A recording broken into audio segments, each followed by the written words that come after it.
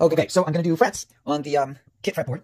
So there's a little package they give you of pre-cut frets. There's one of them right here. I'm going to use super glue. It's Harbor Freight super glue. It's cheap, but it does work. It's regular super glue. And then I have a little triangle file. And the reason I have that is these fret slots have been cut with a very straight edge, which is fine. But putting the fret in and taking it out, it's easier to get them in if you just take the squareness off of that edge and round it a little bit. Plus, if somebody goes to change the frets and they pull them out, they're less likely to pull out pieces of this rosewood, which happens when you're removing frets. So I'm going to do that right now, and I'm going to let you watch the process of hammering in all these frets. A lot of times I'll do it with fret press, but in some cases I'll hammer them. And this is one of those cases. There's nice packaging for frets. It's kind of crazy to me that they made this little, like a little toolkit of frets. I don't see, like, I kind of think they cut these all the same length. If I was cutting frets, I would cut them to the length that you needed for the particular spot you're putting them. But I mean, there are longer ones.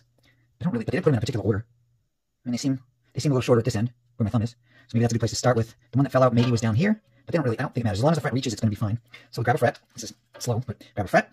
And I'm doing this on a granite countertop. Form piece countertop is nice and flat, and it will absorb the blow. So there's the fret. It has this little, what's called the, let me try to focus here. The tang is this little piece that hangs down. The fret's going to go this way. That tang goes into the slot, and the ends have been pre-cut right here, because this fretboard is sort of cut as though they were binding. The fret slots end before the edge of the fretboard. That's usually on a bound fretboard. But anyway, so this is going to get 3 drops of super glue on each end and right in the middle to help hold them in. Tap on the ends first, and then work across the middle with the hammer. So I'm going to take my time a little bit, turn around so you get a better view.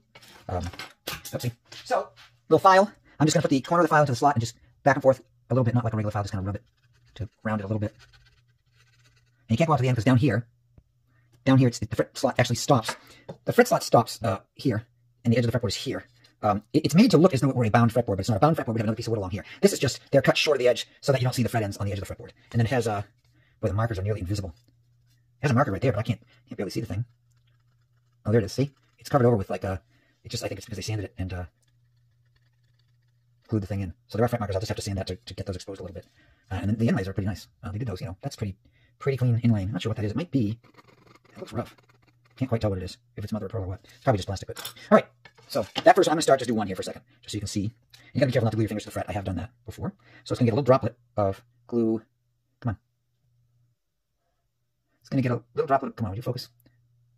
It's gonna get a little droplet of glue right here. Oh shit, now that's what you don't want to do. Got that on my finger. My finger's fine. You just gotta let go of that fret real fast so you can glue your finger to it. And you can get your finger off, but having to do that's a drag. So I got a little that glue. That flowed out of there incredibly fast. Let's be very careful here. There's all you want is just a drop. And then you gotta kind of watch it. Grab it by the end of your fingers like this so you're not gluing your fingers to any of that glue. Place it on the slot. Fingers away. And a little fret hammer right here. It's got 2 different ends, plastic end and a metal end. I need to use either one. I don't remember what I've used before. I haven't done hammering in a while, but I think I should use this one end. Be careful not the fret doesn't twist on you. Ow. Come on, Billy. I'm gonna have to snap across. That seems like a lot, but now the glue that got messy on this end, it got pretty messy right there. But I'll just be able to clean that off. And then you want to look at from the end here. See if I can show you this. So you make sure it's seated flat. There's a dark shadow there, but the fret itself is seated pretty well. I gotta look at it. Yeah, I'm gonna give it a little more tapping in the middle along here. I think it's sticking up a little bit. So that's the plastic end. Now I think that looks pretty good. See if you can see that. That's pretty well seated. And you gotta get them seated so that when you go to level them, they're not way out. If they're popping up in the air, they could pop out and they also will be too high. And then you end up taking a lot of fret off. So you want both sides seated down flat, which that looks pretty good. And when you're hammering on this, you can see it doesn't really do much of anything to this surface. It's hard enough. And you're gonna fret level and sand right over this whole surface and then recreate a crown. So even if it's got a little bit of dings, unless you're really beating the crap out of it, it's fine. So I'm gonna continue on here, and I'm gonna try not to glue myself to any frets along the way. And I'm not gonna talk the whole time, but I gotta do the. I lost my file in my excitement at gluing my fingers together. Where went? Pause, so I can find my file.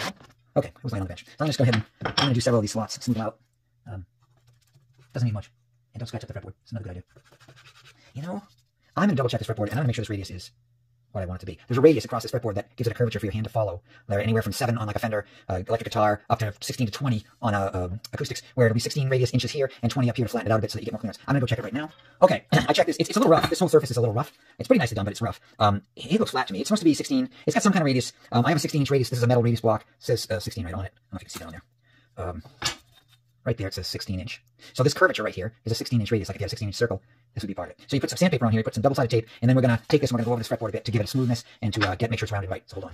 Okay, double-sided tape. 2 strips of it on the block here. Back side like this.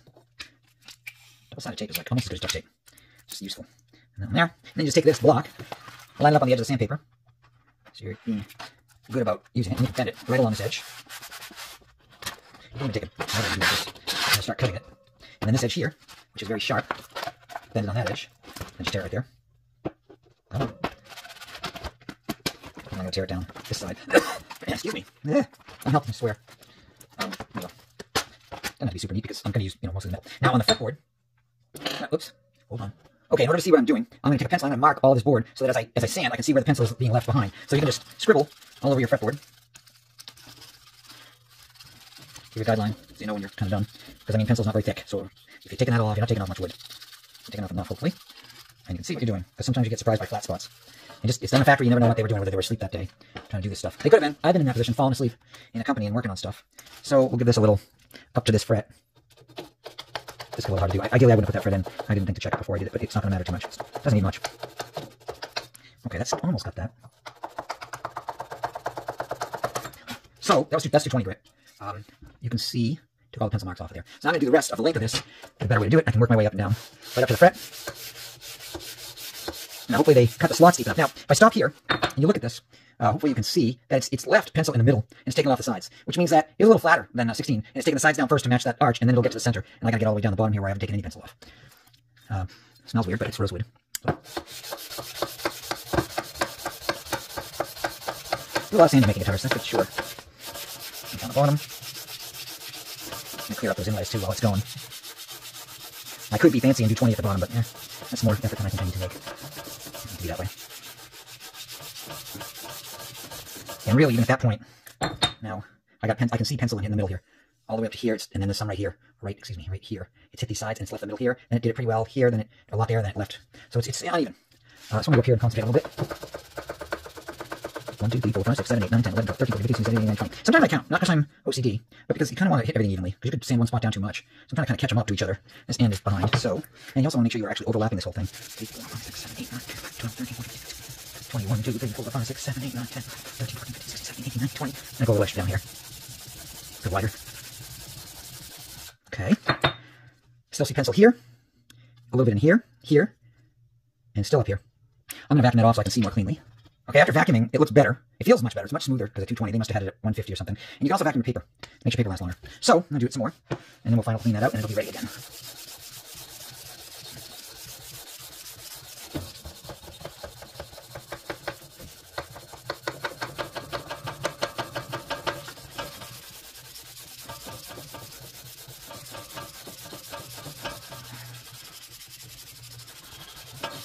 All right, you can see it's hitting on these sides very heavily. In the middle, I can still see pencil in part of it. So hey, it's not radius. I don't know why they act like it is. It's not. It's pretty flat. So I probably would have been better off to start even with maybe a 180 grit paper, which I could switch now. Maybe I'll do that. I'll switch it and just take that off. The double side will still work. Hold on. Okay, I got 180 grit paper. Hopefully it sticks. I'm using the same thing. And I'm going to get a little bit of 180. Faster. Let's hit the middle a little more.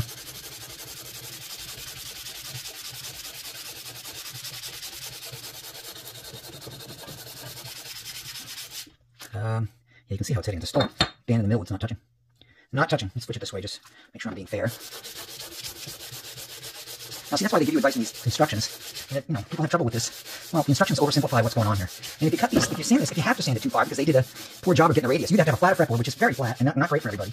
Or you can sand it, and then what can happen is you can sand away the depth of the fret slots, and you gotta make it deeper, and that's a pain. So it'd be nicer not to do that. So I'm trying not to. Now that looks like I hit more of it, maybe. No, there's pencil marks right there. It's not hitting. You have to figure, if you're not seeing it, there's a little bit in the middle here, but if you're not seeing it, you're seeing wood on the sides. You're not hitting that middle. If you think you are wrong. So we'll keep going.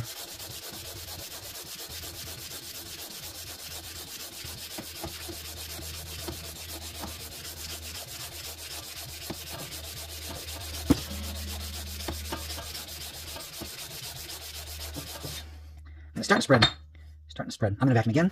Okay, I'm not loving what I'm seeing. I trust these radius things, but sometimes I don't think you can. I don't love it.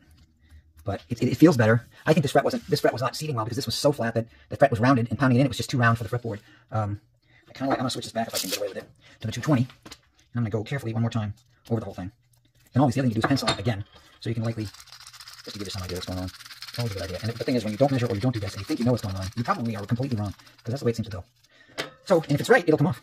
So I'm going to go carefully, all the way, a little slower, a little very evenly, as much as I can. Sometimes if you slop around, you're making problems. Now you'd think that would take that pencil right off. Nope, it's not.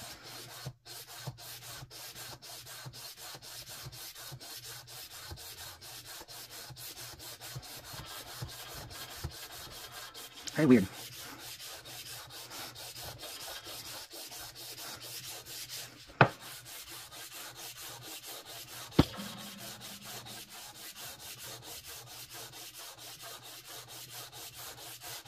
It seems foolproof, and yet it isn't. It still looks like it's doing not the middle. And yet, if I look at it with a 14-inch radius gauge, and I put that on there, it looks very on. And in some places, the edges look low, which just doesn't make any sense. This is a 16-inch, so this should be flatter. There's so minor differences, it's kind of unbelievable. I don't know if I can believe this time. I don't know if I believe it. It's not hitting the middle enough. Let me make sure I'm holding it wrong.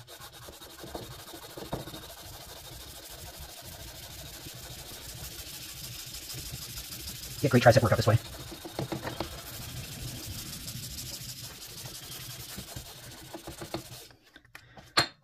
It's not hitting everywhere. It's not hitting in the middle. Still not hitting in the middle.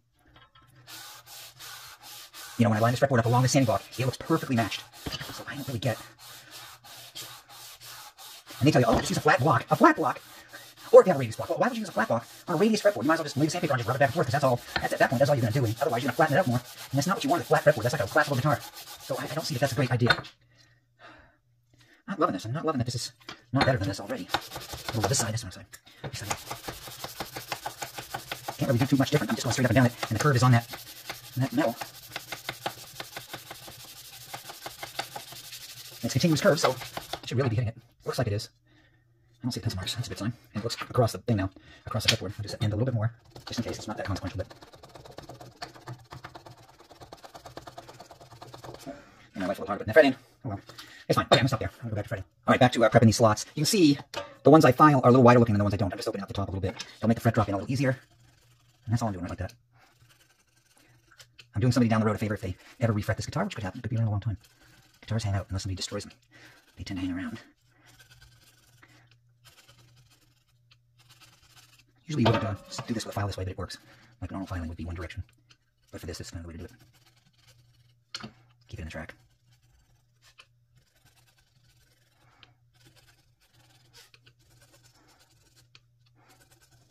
You don't really want to scratch the fretboard at this point because it's put the frets in, it's hard to do.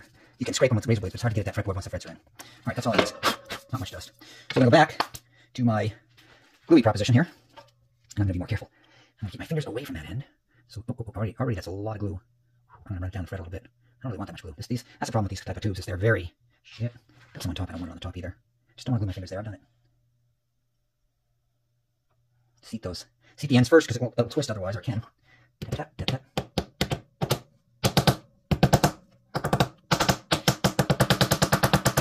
Now that went in nice. Yeah, that went in very nicely. Better than the first time. It seated really pretty well. You can see all the glue. You know, it's a little drop of super glue that all on the top of the fretboard. I can scrape that off. It's not a big deal. But that way the fret stays in. Better than just relying on the tangs and little barbs under there. So now we're just going to continue down the fretboard. I think the curve's fitting better. So time well spent. Normally I would have to take one long piece of fret material and chop it all up into these little pieces. So in this situation, they've already done everything, which is nice. And it's a kit, so that should be the way it is. Now that was me being a little smarter with the glue. Not tipping the tube quite so much because there's a lot coming out. Even that was a lot. You have to flip it over your fingers. Don't glue your finger. Drop it everywhere. I want 3 spots of glue, really. That's all you really need. I'll end up with this lot. Push the ends in a little bit.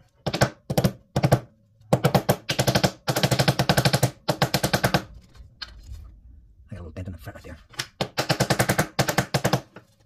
Yeah, that's not good. That one compressed. You can see that one compressed right here, which is going to give me a low spot, which I don't like. I'm going to go back. See if it pops up a little bit. Yeah. That one, I don't know why that one was softer than the other ones, but it seems like it was. And this edge is high as a result. So that's a little better, but you know, they're never perfect. They're never perfect. I'm trying using the plastic end of the hammer some more. Again, carefully. Try to get his hand focus here. That glue coming out. See, now of course it doesn't want to come out. Oh, I see some moving. There we go, a little bit. A little bit, it's a tiny, tiny amount. Otherwise you make a lot of work for yourself cleaning this all up.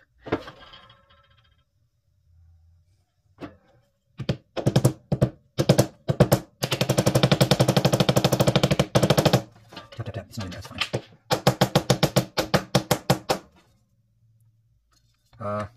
And that looks good. So I got one weird fret, but kind of a bummer. It looks like I beat it up. I don't know why that one's so bad, but it could screw me up. I might end up pulling it out if I have extra frets. I can do that. So I'll look at it afterwards and I'll pull that one and redo it. Next.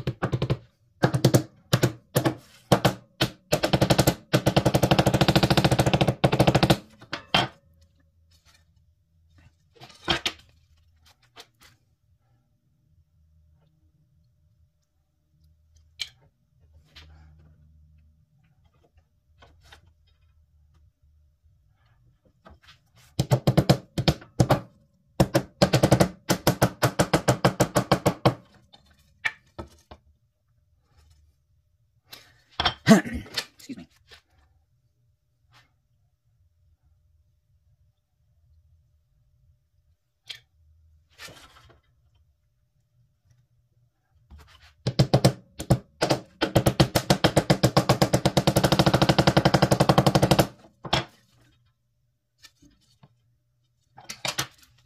Boy, they give you just exactly enough frets, which is unfortunate because anybody can make a mistake worse than what I just did. And if you really were just building this kit and give you a single extra fret, you are stuck. I have more fret wire, so I can change things. But it's a pain to have to order fret wire because they give you exactly enough. And if you drop one and lose it on the floor or something, you're screwed. You gotta buy fret wire when you're trying to do one extra fret. So that's a little bit short-sighted of them to not offer that. In the cost versus benefit category, a couple extra pieces of fret wire would have been a very little cost for a super benefit.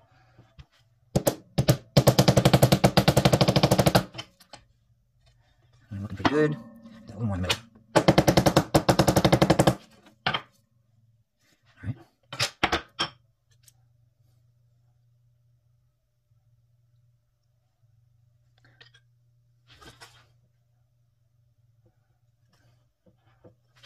Boy, they just barely cut these. They didn't give you a whole lot of room to put it in wrong.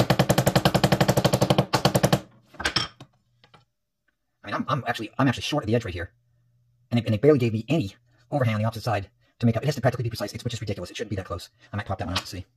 We'll see. Super glue does hold them in, but it doesn't hold them in forever. You can heat them up and pull them. That's how you do fret changes. Some people use Type-On. I just find that too messy. Too much of a mess. Okay. So, they're all in. There's the fretboard. They're all in. That one I crushed is number 3. I'm going to pull that. Okay, so I have these. These are end nippers. These are actually store-bought, like Home Depot. They sell the same thing through guitar makers, but they charge a lot of money, so I bought them at Home Depot. But basically, you put it down near the end of the fret, and you squeeze under it a little bit, and you kind of just pry it up a little to the other end. They won't cut into the fretboard unless you do something crazy, but it's going to probably wreck this fret as I take it out. And you just work your way across. Did you get one end up? So I got that end coming up, and I'm work it across, because that really does look bad. There we go. Now once you get going, boom, pop it out. I have another piece of fret wire right here. The normal way you're going to lay it across so that you get your length. And you got to cut it right there. Always leave a little extra. It's okay, I'll find that. So that's gonna go in that slot. Same deal. You have to cut the ends so that there's an overhang for this, because the end doesn't come all the way out. So I gotta do that. Hold on. So the job of 1,000 tools. This is a fret tang nipper. They make a different one now. I don't know exactly what it does, but this one is one I've been using for a long while. It's been a while since I used it. But you're gonna cut off this tang so that there's a little overhang that doesn't have any tang on it. There's my little. You can see the angled blade in here. That's just gonna come under and cut it. Slide it under. I'll have to make sure it's enough. And you don't want to cut too much because then it doesn't hold well. So that cuts it. Now you got a little gap here. A little gap that overhangs the end of the fret slot. I gotta do that on both sides. It's probably like just the end. And I left a little extra, so it's probably like that. Now, if I look at it, it's sometimes it doesn't come out completely flat under here. This one actually looks pretty good. So I'm gonna check it against the slot first of all, and see if it's gonna go. Looks like I could cut a bit more off. So I'm gonna trim it back just a tiny bit more. Now I got some left on there. That's a pain in the butt. I don't even need all that. But see, that's the benefit of having extra length. You can get it right. All right, now check it again. And that's gonna go in. Yeah, now that'll go in. So glue it up. A little bit of glue, same deal. Make sure you get it on the end so that flap stays down. Don't get it on your fingers. Put there in the middle. This end. There you go. Flip it over. Position it. Now it's overhanging. Now I got a much better fit. I didn't beat the hell out of it. So that's going to fix it. I won't have as big a leveling problem with that because it's not all dinged up. And it's nicely fit. Then you take your nippers. You end up going right down the end and cutting these flush. They're probably some are going to be so flush I'm not going to have anything to cut. Normally you do this. You cut your frets flush. Hey, it's better to have overhang. I just think it's crazy not to. And you still have to angle them. And just beveling these, a lot of them is going to do everything I need. Some of them have a little bit of overhang. Not much though. I mean, you got to be precise with this. They really gave you no room to make mistakes, which is kind of unfair. But that's life. No room for mistakes, and it's kind of unfair, right? Yeah, I'm short on this one too. I'm short of the end of the thing. Now, I'll take a little bit of that wood off, but I don't think I'm going to get in that far. I have more fret wire. I can always replace them if I need to, but that's basically the deal. So that's done. They're cut pretty evenly. If I took a little piece of 220 paper, and I went over the end of this, you probably start to see the fret markers. I'm catching on the frets, because those fret ends are sharp, so I'm going to, they still have to be filed. Can't even see these fret markers. I don't know what's on top of them. Ridiculous. But I'll file anyway. All right, so there's the frets.